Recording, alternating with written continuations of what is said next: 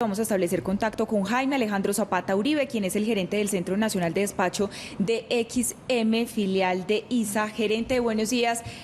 Lo contactamos en la ciudad de Cartagena y gracias por acompañarnos esta mañana aquí en Consejo de Redacción. Hola, muy buenos días a toda la mesa de trabajo, un gusto saludarlos y gracias a ustedes por la invitación. Bueno, gerente, pues lo hemos contactado porque hay un informe donde ustedes indican que la demanda de energía ha aumentado en más de un 5% en 2021, pero hoy pues ante todo el contexto y el panorama de lo que tenemos con el proyecto hidroeléctrico Ituango, yo quisiera que ustedes nos entregaran la lectura del panorama que se está dando, porque ya desde algunos sectores se habla de racionamiento ante el futuro de Hidroituango. ¿Cómo ven ustedes el tema? Sí, comenzando por la demanda, definitivamente vemos una reactivación importante. Cuando nosotros comparamos, por ejemplo, lo que va corrido de octubre en la demanda de energía y la comparamos con octubre del año pasado, estamos hablando de crecimientos cercanos al 7.6% más o menos. Pero obviamente hay que compararla con un año pre-COVID, digamos 2019, 2018, que teníamos una demanda un poco mayor y ya estamos hablando de crecimientos cercanos al 4%, por lo que eso es un punto importante que nos indica cómo va la reactivación.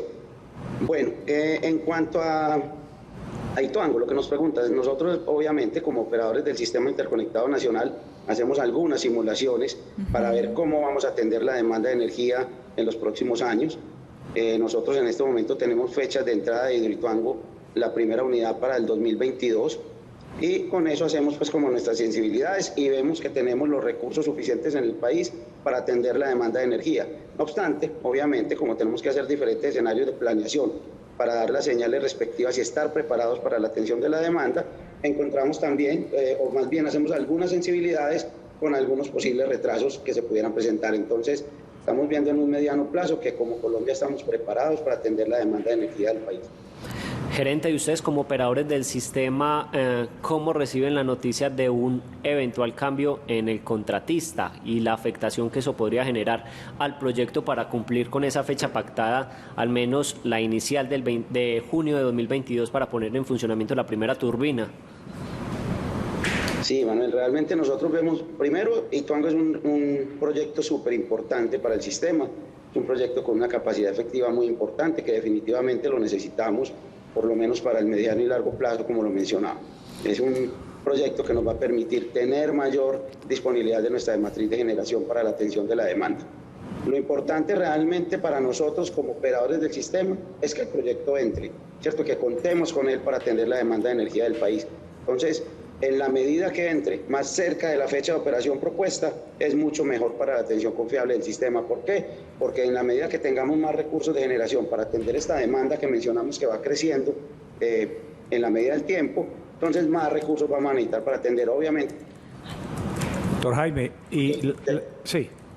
Y la pregunta sería, si no entra, es decir, hay una contingencia en el sistema, ustedes como operadores han pensado en una contingencia, en un plan B, emprender las otras, acuérdese que tenemos unos planes de contingencia con las otras generadoras, ¿qué se podría pensar si, digamos, no se cumplen los plazos establecidos y no se incrementa la cantidad de producción de energía que esperan con Hidroituango?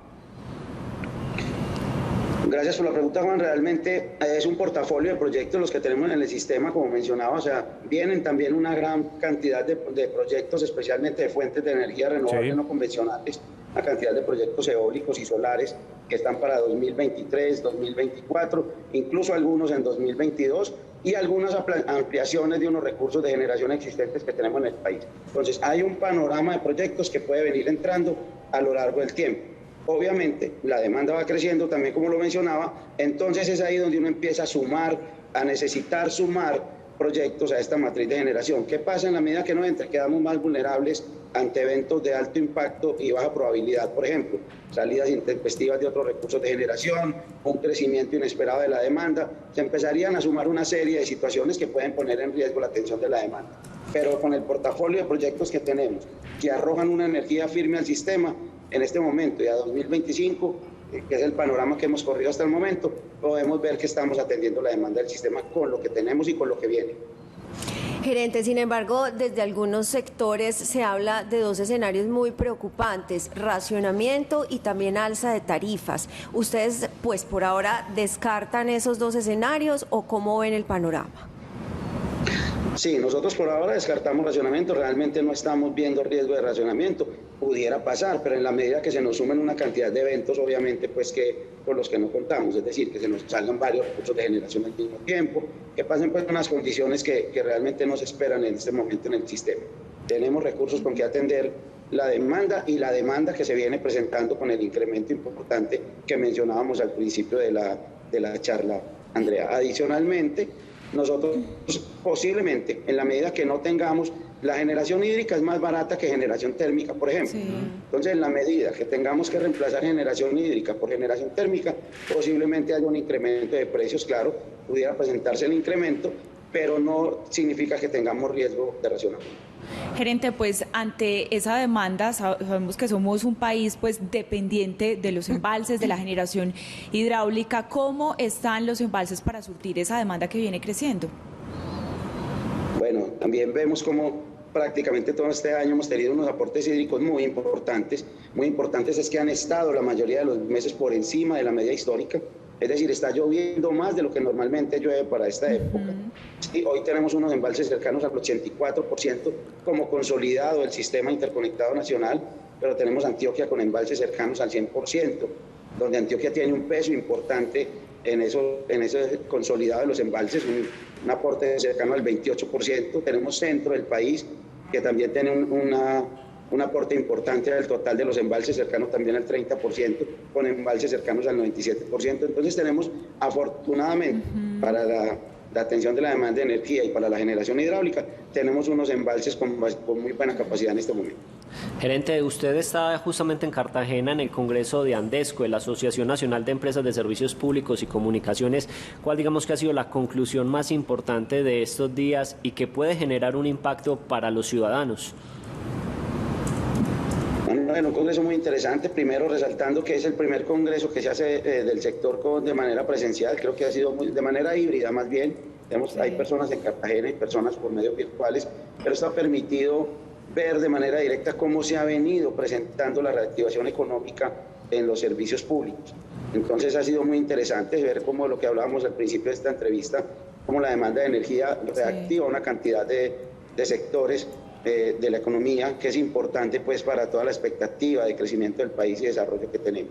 Es decir, tuvimos un año COVID, principalmente año y medio, pero digamos que 2020, un año donde tuvimos una disminución de la demanda de energía, que esto impacta directamente con los sectores también, y esperábamos una reactivación para 2023 más o menos, y vemos como 2022, 2023, y vemos como ya en 2021 estamos presentando crecimientos como los que teníamos antes del COVID. Eso es muy buena señal.